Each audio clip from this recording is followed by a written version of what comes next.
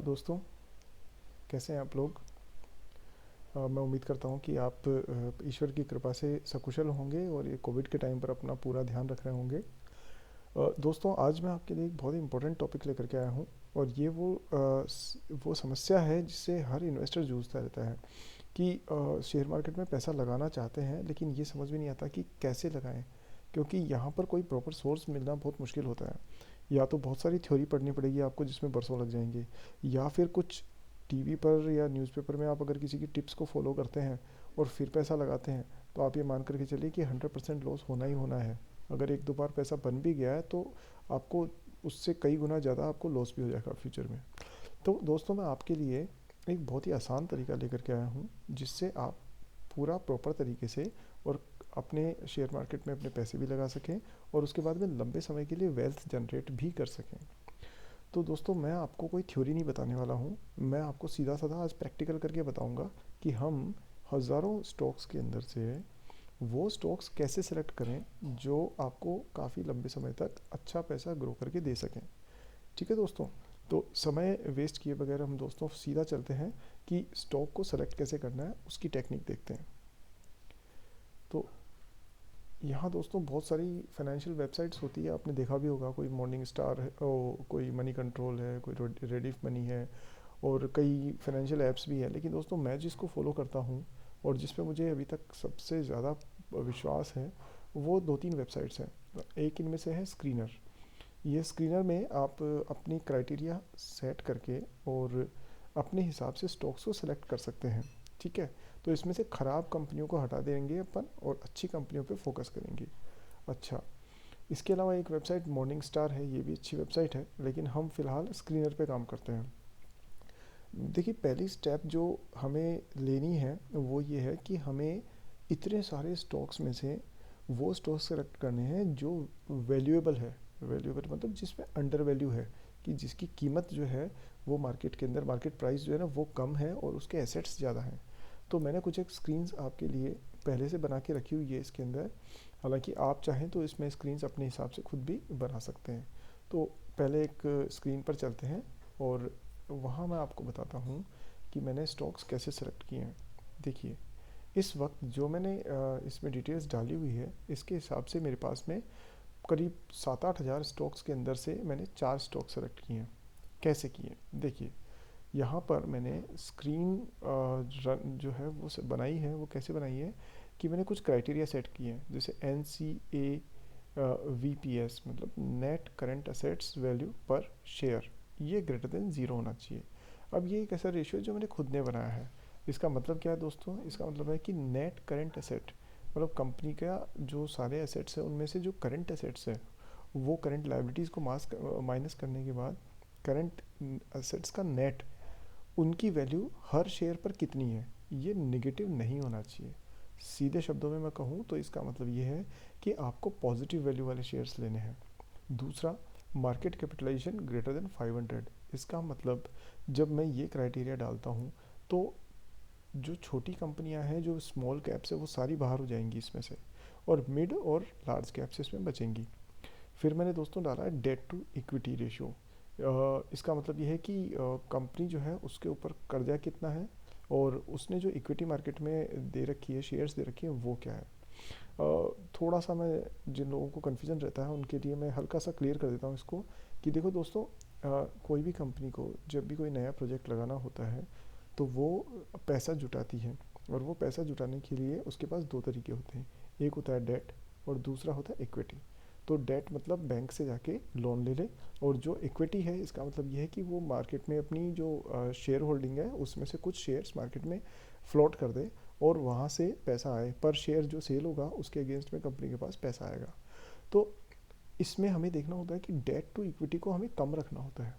क्यों? क्योंकि इक्विटी के ऊपर इंटरेस्ट नहीं जाता दोस्तों, लेकिन डेट जो बैंक से लोन लिया हुआ पैसा है उस पर हर महीने हर साल कंपनी को इंटरेस्ट देना पड़ता है। तो ये रेशियो जितना कम हो उतना अच्छा। फिर नेक्स्ट है प्राइस टू बुक वैल्यू। इसका मतलब क्या है कि जो कंपनी की ओवरऑल जो एसेट्स को जोड़ने के बाद में जो बुक वैल्यू आती है उसके मुकाबले में प्राइस कितनी है। अगर मान लीजिए प्राइस बहुत ज़्यादा है तो ये रेशियो बहुत ज़्यादा होगा। अगर ये रेशियो ज़्यादा है तो इसका मतलब क्या है, इसका मतलब ये है कि ये शेयर बहुत ही महंगा शेयर है। और हमें दोस्तों डिस्काउंट पर जब हम बाज़ार में रिटेल स्टोर से सामान खरीदते हैं तो शेयर हमें महंगे में नहीं बल्कि डिस्काउंट पर ही खरीदने चाहिए। तो ये रेशियो कम होना चाहिए। मैंने इस केस में 5 लिया है इसको। और लास्ट और इम्पोर्टेंट चीज़ है रिटर्न ऑन इन्वेस्टेड कैपिटल, कि जितना पैसा लगाया है उस पर पिछले कुछ सालों में रिटर्न कितना आया है, वो ग्रेटर देन 7 होना चाहिए। जब मैंने ये क्राइटेरिया डाले तो उसके बाद में देखिए मेरे पास में कौन कौन से शेयर्स ये आए। जीएम ब्रूवरीज आ गया, जीएन एक्सेल्स आ गया, 5 पैसा कैपिटल और विकास लाइफ केयर। अब दोस्तों इसमें बात यह है कि काफ़ी सारे शेयर ऐसे होंगे जो कि आपने सुने नहीं होंगे और जिसमें थोड़ी सी आपको लग रहा होगा रिस्क है। तो उस केस में हम क्या करते हैं कि मार्केट कैपिटलाइजेशन को करते हैं 5000 और नेट ये तो यही रखते हैं अपन। और डेट इक्विटी रेशियो भी ठीक है। प्राइस टू बुक वैल्यू इसको हम लोग कर देते हैं एक बार 10। ये दोस्तों मैं वो टेक्निक्स बता रहा हूँ जिससे आप खुद अपने हिसाब से स्टॉक्स को सिलेक्ट कर सकते हैं। मतलब ये फ़िल्टर्स हैं, तो आप जो फ़िल्टर्स लगाएंगे उसके हिसाब से ये आपको शेयर्स निकाल करके दे देगी स्क्रीन बना करके। अब रिटर्न ऑन इन्वेस्टेड कैपिटल, अब ये मैं मान लेता हूँ कि जो भी कैपिटल पर इसको एक बार अपन हटा ही देते हैं, ठीक है, या इसको ऐसा करते हैं ग्रेटर देन 0 कर देते हैं अपन, ताकि रिटर्न हमेशा पॉजिटिव नज़र आए। अब इसको रन करते हैं।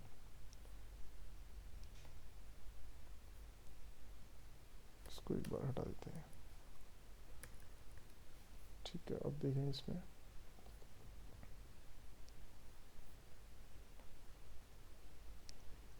कुछ तो प्रॉब्लम है। Show only the company whose recent, इसको भी हटा देते हैं। ठीक है दोस्तों, अब ये हमारे पास में इतने सारे स्टॉक्स आ गए हैं। देखा आपने, जो 4 स्टॉक्स थे अब यहाँ पर ये सैकड़ों स्टॉक्स हो चुके हैं। तो अभी इस केस के अंदर मतलब 200 स्टॉक्स आ गए। अब 200 तो बहुत ज़्यादा हो गए, हम 200 में तो पैसा लगा नहीं सकते। तो हम क्या करेंगे, फिर से जा कर के और कुछ क्राइटेरिया चेंज करेंगे।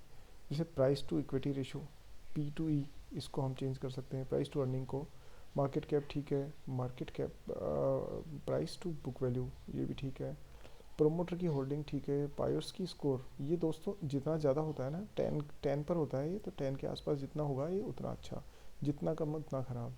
रिटर्न ऑन इन्वेस्टेड कैपिटल ये भी इम्पोर्टेंट है।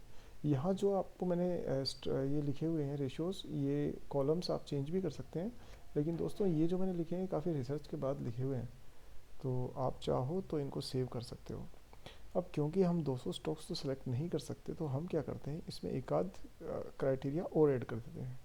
और वो क्राइटेरिया कौन से होंगे और आप कैसे पहचानेंगे उनको, इसके बारे में भी मैं आने वाले टाइम में आपको तरीके बताता रहूँगा।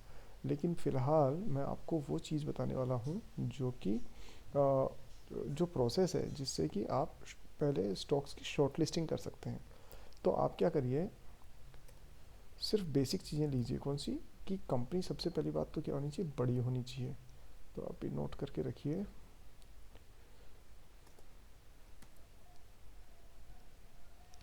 क्या क्या क्राइटेरिया हमें सेलेक्ट करना फॉर शॉर्ट लिस्टिंग स्टॉक्स। पहला, company should be in top 1/3 of industry, ठीक है। दूसरा, turnover must be greater than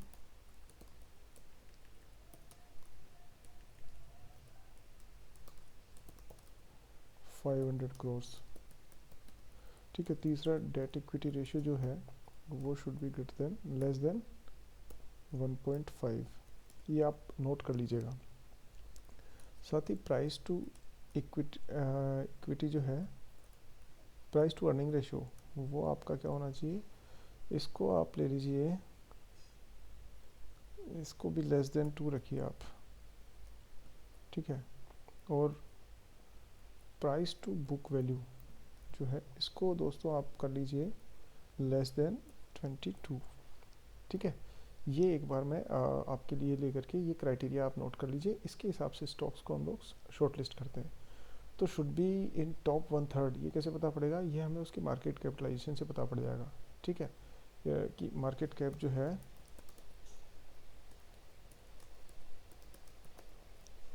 should be greater than 1000, ठीक है। अब ये क्राइटेरिया लगाते हैं हम कि हमने मार्केट कैपिटलाइजेशन 5000 लगा रखा है, इसकी जगह 1000 लगाइए। प्राइस टू इक्विटी जो है 1.5 है, and price to book value जो है वो आप मान लीजिए लेस देन, हाँ मतलब इसको आप लेस देन 5 कर दीजिए।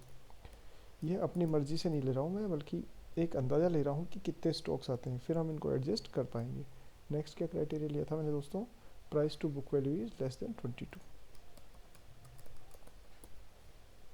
यह है price to book value should be less than 22।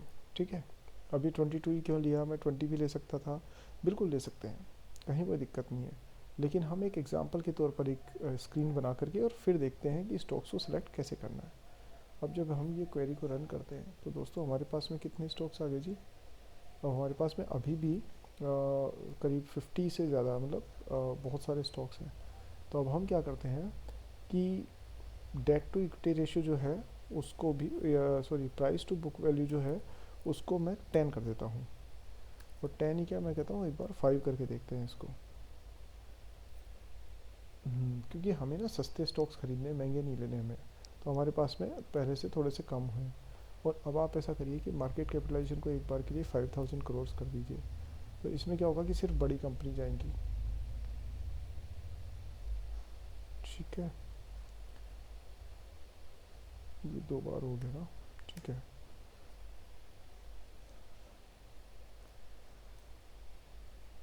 तो अब इसमें हम ये भी कर सकते हैं कि रिटर्न ऑन कैपिटल एम्प्लॉयड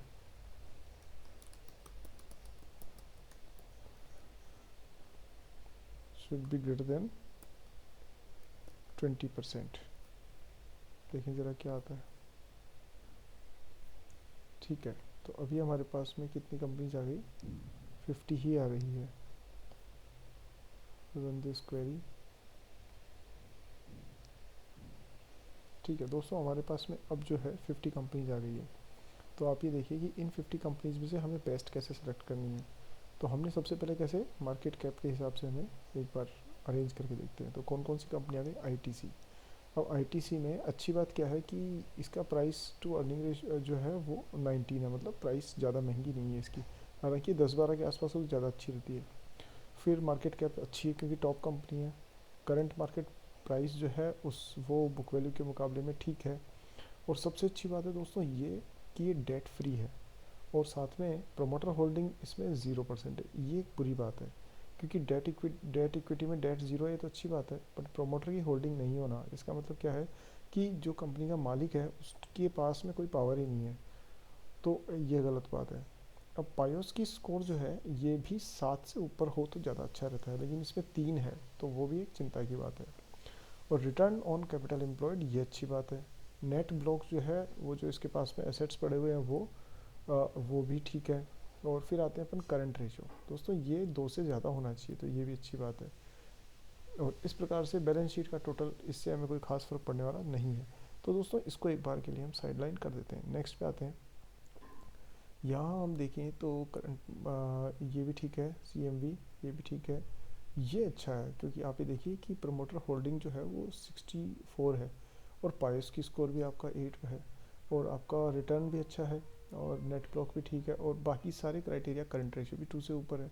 तो दोस्तों एक जो है वो हमारी हो गया हिंदुस्तान जिंक। तो हम इसको लिख लेते हैं कि आज हमने कौन सा सेलेक्ट किया। हमने सेलेक्ट किया है स्टॉक, शॉर्ट लिस्ट किया है हमने पहला हिंदुस्तान जिंक।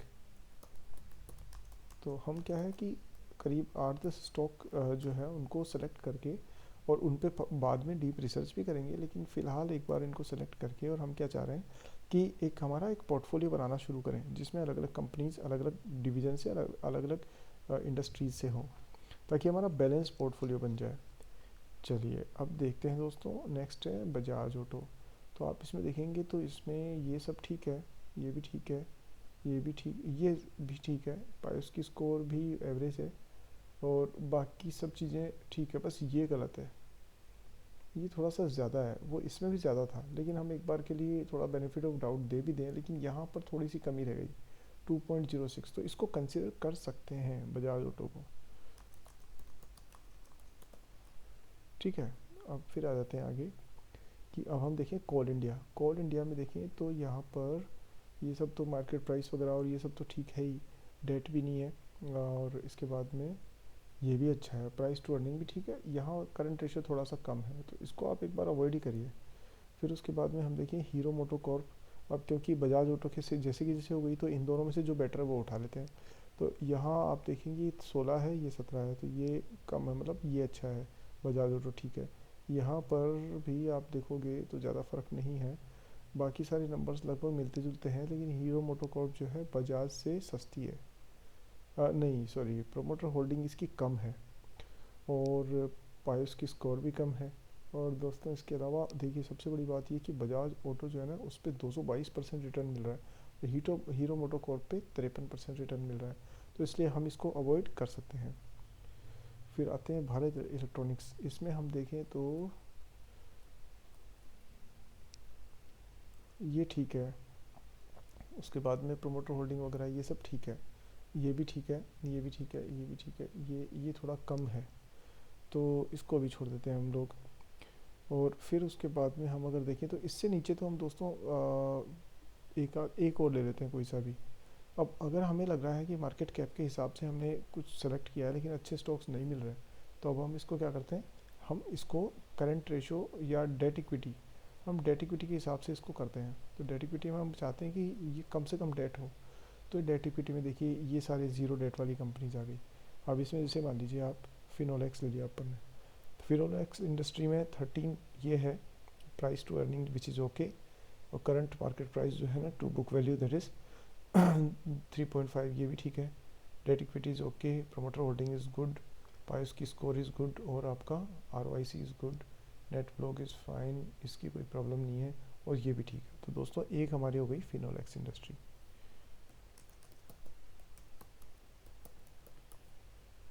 ठीक है, तो हमने इस तरह से तीन जो क्राइटेरियाज हैं, मतलब तीन कंपनीज हमने इसमें सेलेक्ट की है। तो हमने एक ये माना कि हमारा क्राइटेरिया लगा करके हमने स्टॉक पोर्टफोलियो बनाने के लिए तीन कंपनीज हमने सेलेक्ट की है। लेकिन दोस्तों ये सिर्फ एक पहली स्टेप है। अब दूसरी स्टेप क्या है, वो ये है कि अब इन कंपनीज के अंदर जाते हैं। जैसे हम जा रहे हैं फिनोलेक्स इंडस्ट्रीज़ में। अब देखिए इसमें जाकर के हम ये देखते हैं कि इसमें बाकी डिटेल्स में कि कहाँ प्रॉब्लम है। देखिए हम लोगों को अभी तो स्टार्ट है दोस्तों, और हमें डीप एनालिसिस करना पड़ेगा, जो ज़्यादा मुश्किल नहीं है। एक बार आपको अगर ये समझ में आ गया तो फिर आप बहुत आसानी से इस चीज़ को कर पाएंगे, और आपको मज़ा भी आएगा इसमें, प्लस आपका पैसा भी बनेगा, और आप गलत जगह फंसेंगे भी नहीं। तो अब देखिए ये सारी डिटेल्स तो अपन ने देख ही लिए। अब जो चीज़ अपने को देखनी है नीचे वो ये है कि ये इसका चार्ट है, और ये प्राइस चार्ट है जो एक साल का है।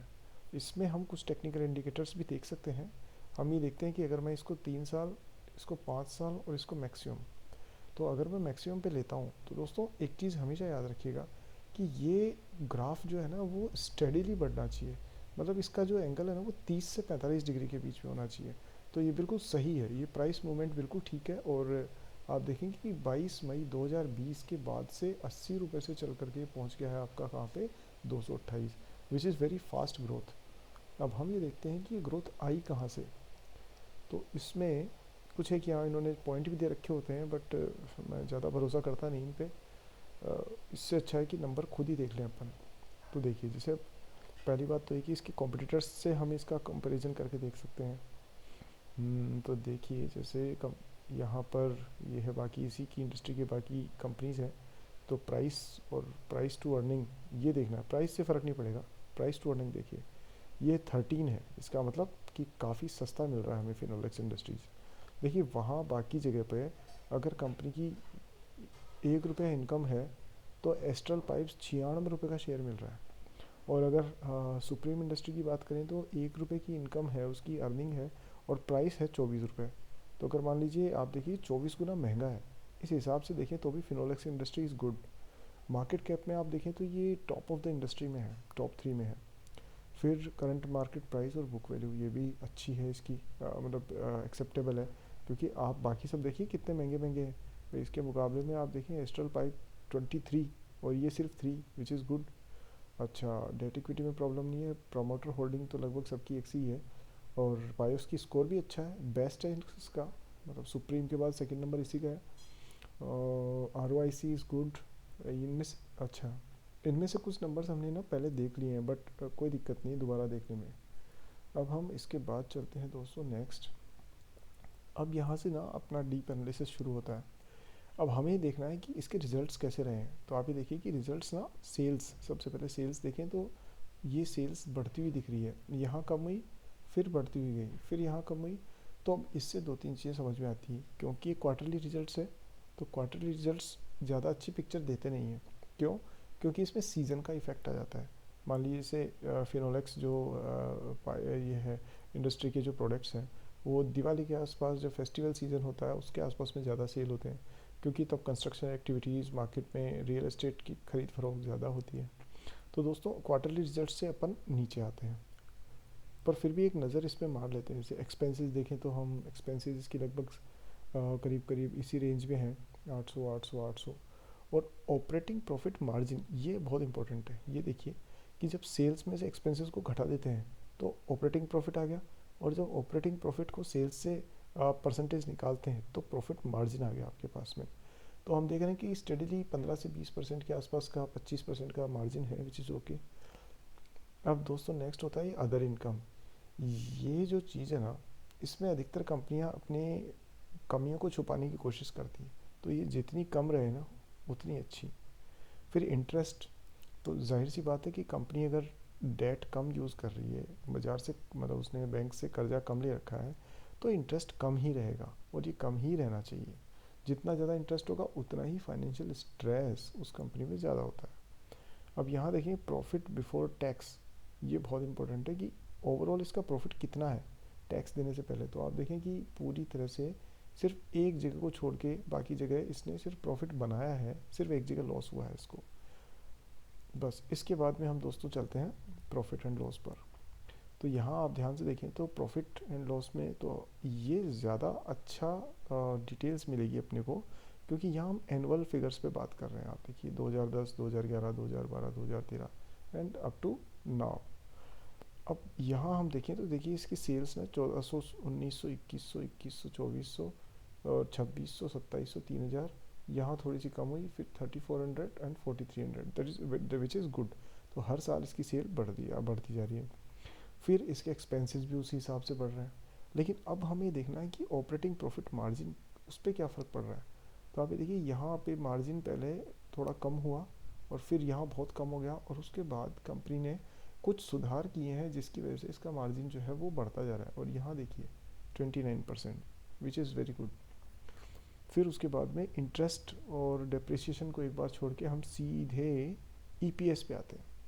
ये बहुत ही इम्पोर्टेंट है, अर्निंग पर शेयर, कि हर शेयर पे कंपनी को कितनी अर्निंग हो रही है। मतलब आपने अगर 100 शेयर ले रखे हैं तो आपको कितना पैसा मिलेगा, आपकी कंपनी कितना पैसा कमा के दे रही है उस पर। तो ये हमेशा पॉजिटिव होना चाहिए, और इसमें हमेशा आपको ग्रोथ नज़र आए तो ज़्यादा अच्छा है। तो आप ये देखिए 2 रुपये से धीरे धीरे धीरे कम हुआ, फिर बढ़ता, यहाँ कम हुआ, सबसे कम रहा आपका इस टाइम पर, और फिर बढ़ते हुए और ये आज 11, यहाँ से सीधा जंप लिया इसने। मतलब कि 2020 से 21 के बीच में कंपनी का अर्निंग पर शेयर, यानी हर शेयर पे होने वाली जो कमाई है वो डबल हो गई है, विच इज़ वेरी गुड। फिर उसके बाद में हम देखेंगे डिविडेंड पे आउट। दोस्तों ये बहुत इंपॉर्टेंट है, क्योंकि कंपनी अगर लगातार डिविडेंड देती रहती है तो इसका मतलब है कि कंपनी प्रॉपर तरीके से ग्रो कर रही है, मतलब वो ट्रांसपेरेंट है और शेयर होल्डर्स का भी ध्यान रख रही है। कि ऐसा नहीं है कि कंपनी अंदर ही अंदर कुछ खिचड़ी पका रही हो और शेयर होल्डर्स को कुछ पता ही नहीं पड़े। लेकिन जब कंपनी डिविडेंड देती रहती है तो वो एक हेल्दी साइन होता है कंपनी का। तो ये एक बहुत इंपॉर्टेंट क्राइटेरिया है जिसका आपको ज़रूर ध्यान रखना चाहिए। ऊपर से कंपनी कितनी भी अच्छी दिखे, लेकिन अगर वो डिविडेंड लगातार नहीं दे रही है तो उसको आपको बहुत ध्यान से देखना होगा। फिर आता है कंपाउंडेड सेल्स ग्रोथ। अब आप देखिए सेल्स इसकी बढ़ती जा रही है, प्रॉफिट भी पॉजिटिव है। स्टॉक प्राइस तो खैर मूवमेंट पे ज़्यादा फ़र्क नहीं पड़ता आपको, क्योंकि प्राइस तो प्राइस है, उससे आपको फ़ायदा ज़्यादा, उसको मतलब उससे कोई फंडामेंटल्स का लेना देना नहीं है। और रिटर्न ऑन इक्विटी, ये बहुत ज़रूरी है कि 10 साल में इसने 17% CAGR दिया है। मतलब हर साल का अगर एवरेज रिटर्न देखें तो 17% दिया है, which is higher than Sensex, which is good. अब बैलेंस शीट पे हम देख लेते हैं एक बार। कि देखिए दोस्तों, इसमें भी बैलेंस शीट में शेयर कैपिटल तो इसने एक ही अलॉट कर रखी है। रिजर्व्स होते हैं कंपनी के पास में बैंक में कितना पैसा पड़ा है। तो जैसे 484 करोड़ से शुरू किया, फिर कंपनी के पास में पैसा बढ़ना शुरू हुआ। अब दोस्तों, पैसा अगर ज़्यादा पड़ा हुआ है कंपनी के बैंक में, इसका मतलब कंपनी प्रॉफिट बना रही है या फिर कहीं से कर्जा ला के डाल रही है। ये दो चीज़ें हैं। लेकिन हम ये देख पा रहे हैं क्योंकि सेल्स भी बढ़ रही है और उसके हिसाब से प्रॉफिट बढ़ रहा है, तो इसमें रिजर्व्स बढ़ रहे हैं, तो वो लॉजिकल है। और उसके बाद में हम लाइबिलिटीज़ को तो ज़्यादा अभी सीरियसली लेने की ज़रूरत नहीं है। फिर फिक्स एसेट्स होते हैं अपनी, जो बिल्डिंग्स वगैरह जो कंपनी बनाती है। तो आप देखें कि इन्होंने एक बार जो फैक्ट्री बना ली, उसके बाद में ज़्यादा कुछ खर्चा किया नहीं है उस पर। ये 800 से लेकर के 1000 तक पहुँचे हैं। और अभी जो करंट वर्क इन कैपिटल, अभी इस टाइम पर जो वर्क इन प्रोग्रेस इस टाइम पर जो चल रही है, तो उसको भी आप फ़िलहाल नज़रअंदाज कर दीजिए। इन्वेस्टमेंट, ये दोस्तों यहाँ ना गड़बड़ होती है आमतौर पे, कि कंपनी ना अपने बैलेंस शीट को अच्छा दिखाने के लिए कई बार उल्टे सीधे इन्वेस्टमेंट दिखा देती है। तो अभी हम इसको यहाँ से कोई जजमेंट नहीं लेंगे, हम ये लेंगे एनुअल रिपोर्ट्स में जा कर के। उसके बाद में बात करते हैं कैश फ्लोज की। अब कैश फ्लो में देखिए दोस्तों, कंपनी के पास में तीन तरीके के कैश फ्लो हो सकते हैं। एक हो सकता है कि ऑपरेटिंग एक्टिविटी, मतलब जो सेल परचेज करती है कंपनी, प्रोडक्ट बनाती है, उसे बेचती है, उसके अगेंस्ट में पैसा आता है, जो कंपनी का मेन काम है, विच इज़ ऑपरेटिंग एक्टिविटी। तो आप ये देखेंगे कि उससे बनने वाला पैसा हमेशा ग्रो होते हुए और पॉजिटिव दिखना चाहिए। तो ये हम देख रहे हैं कि ये हो भी रहा है इस केस में। बस एक बीच में यहाँ पर थोड़ा सा प्रॉब्लम है, बाकी otherwise still it is positive, but otherwise it's okay. अब बात आती है कि इन्वेस्टिंग एक्टिविटी। अब यहाँ ना ये सब जो सीएज और अकाउंटेंट्स बैठे बैठे ना, ये घालमेल जो करते रहते हैं बड़ी बड़ी कंपनीज के जो फाइनेंस डिपार्टमेंट है, वो सब इन चीज़ों में, इन दो एरियाज़ के अंदर करते हैं। अब इन्वेस्टिंग एक्टिविटी, अब आप ये देखिए कि कंपनी इन्वेस्ट कर रही है पैसा। जैसे मान लीजिए पहले इन्होंने 165 करोड़ रुपए डाले, कहीं से कुछ खरीद लिया होगा इन्वेस्टमेंट में। इसी तरह से 228 करोड़ डाले। अब इन्होंने 877 करोड़ रुपए इन्वेस्ट कर दिए। तो भैया ये बताइए कि कंपनी जो है वो तो केबल्स बनाती है, तो ये बैंकों की जैसे इन्वेस्टमेंट क्यों कर रही है? आपके सवाल आना चाहिए दिमाग में ये, कि अगर ये इन्वेस्ट कर रही है तो इसका मतलब ये है कि कंपनी का काम इन्वेस्टमेंट का तो है नहीं। अगर करना है तो छोटा मोटा कर दे। इतना 877 करोड़ रुपीज़, तो ये एक सवालिया निशान है। फिर आती है बात फाइनेंसिंग एक्टिविटीज़, कि अब बैंक से इसने उधार कहाँ कहाँ से और कितना पैसा लिया। तो आप ये देखेंगे कि एक अच्छी चीज़ ये है कि इसने माइनस में है, इसका मतलब इसने पैसा चुकाया है, कि जो इसके पास पहले का भी थोड़ा बहुत कर्जा होगा, वो इसने चुकाया है, तो अभी तक भी चुका रही है, विच इज़ गुड। तो ये एक ऐसा एरिया है कैश फ्लो जिसको हम अभी जब एनुअल रिपोर्ट्स में जाके देखेंगे तो ज़्यादा पता पड़ेगा। तो अभी इस पर हम सिर्फ एक सरसरी नज़र मार सकते हैं, बाकी डिसीजन नहीं लेना है। इसके बाद देखिए दोस्तों, रेशियो पे देख लेते हैं। रेशियो में आपको सबसे इम्पोर्टेंट रेशियो क्या है, एक तो आप ही देखिए रिटर्न ऑन कैपिटल एम्प्लॉयड, कि क्या जो पैसा लगाया है उसके अगेंस्ट में कंपनी का को रिटर्न ज़्यादा अच्छा मिल रहा है। तो ये देखिए कि ये रिटर्न जो है पहले 20% था, फिर कम हुआ, फिर बढ़ा, फिर कम हुआ, फिर बढ़ा, और फिर ये लगभग स्टेबल सा है। और इस बार इन्होंने दिखा रखा है 36%। वो ऑडिट वगैरह होने के बाद में 20-25 के आसपास हो सकता है हो जाए। इसके अलावा बाकी ये वाले रेशियोज़ जो हैं ज़्यादा अभी काम के हैं नहीं, मैं बता दूंगा आपको कब किस रेशियो को यूज़ करना है। और शेयर होल्डिंग पैटर्न में भी आप देख सकते हैं कि इस कंपनी के पास में जो विदेशी है, पहली बात तो प्रोमोटर्स के पास में 52.47%, विच इज़ गुड। मतलब 50% से ज़्यादा है, इसका मतलब कंट्रोल मैनेजमेंट पे प्रोमोटर्स का है, तो ये एक अच्छी बात है। और फॉरेन इन्वेस्टर्स जो है उनका कितना रोल है इसमें, 2.87। और जो डोमेस्टिक इन्वेस्टर्स हैं उनका कितना पैसा है, 11.56%, और अब हो गया 10, विच इज़ गुड, कि ठीक है दोनों ही तरीके के लोग जो हैं वो इसमें इन्वेस्ट कर रहे हैं। और जनरल पब्लिक जो है 30% शेयर होल्डिंग लेके बैठी है, ये भी एक हेल्दी साइन है। तो दोस्तों, इस प्रकार से हमने इन सारी चीज़ों को देखने के बाद में अगर हम कहीं पर नोट करें एक पेपर पे, तो हम ये पाएंगे कि करीब करीब 70% इस कंपनी की जो डिटेल्स हैं वो आपको एक अच्छी इन्वेस्टमेंट अपॉर्चुनिटी के तौर पे दिखाई देती है। तो आप अपने पास में फिनोलेक्स को एज एन इन्वेस्टमेंट अपॉर्चुनिटी रख सकते हैं। तो आपको करना क्या है कि इसको आप अभी, ऐसा नहीं है कि कल ही पैसा डाल दें इसके अंदर, इसको ले जा करके और आप अपने इसमें ऐड कर लीजिए, मतलब इसको फॉलो कर लीजिए आप, या पोर्टफोलियो में ऐड कर दीजिए, ठीक है।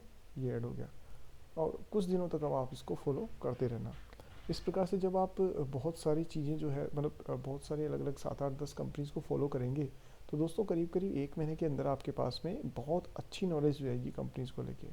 और तब आप इनमें पैसा डालेंगे तो कम से कम 10 साल तक ये आपको अच्छा पैसा कमा के देंगे। दोस्तों आपको पता ही है टॉपिक बहुत गहरा है और काफ़ी डिटेल्स चाहता है, लेकिन मैंने बहुत आसान शब्दों में और बहुत ही कम टाइम में आपको एक बेसिक आइडिया देने की कोशिश की है। आने वाले दिनों में मैं आपको और डिटेल्स में बताऊंगा कि क्या चीज़ देखनी है क्या नहीं देखनी है। और आपके लिए मैं शर्त लगा के कह रहा हूँ कि आपको एक अच्छा सक्सेसफुल और समझदार इन्वेस्टर बना के ही छोड़ूंगा। ये मेरा दोस्तों आपसे वादा है। तो आप बस बने रहिए मेरे साथ में और देखिए वेट करिए मेरे नेक्स्ट वीडियो का। जब भी मौका मिलता है मैं नेक्स्ट वीडियो डालूंगा। और मेरे चैनल को सब्सक्राइब कर लीजिए। और किसी और आपके दोस्तों को अगर कहीं इससे इस नॉलेज से फ़ायदा होने वाला है तो उनको शेयर ज़रूर करिएगा। ठीक है दोस्तों, कोई क्वेश्चन हो तो कमेंट सेक्शन में पूछिए, मैं जितना जल्दी हो सकूँगा आंसर करूँगा आपकी क्वेश्चंस को। चलिए दोस्तों, आपको बहुत बहुत शुभकामनाएं और हैप्पी इन्वेस्टिंग। आप बहुत पैसा बनाएं और बहुत सोच समझ करके पैसा लगा के ज़िंदगी भर के लिए काफ़ी वेल्दी हेल्दी और प्रॉस्पेरस बने। इन्हीं शुभकामनाओं के साथ थैंक यू वेरी मच।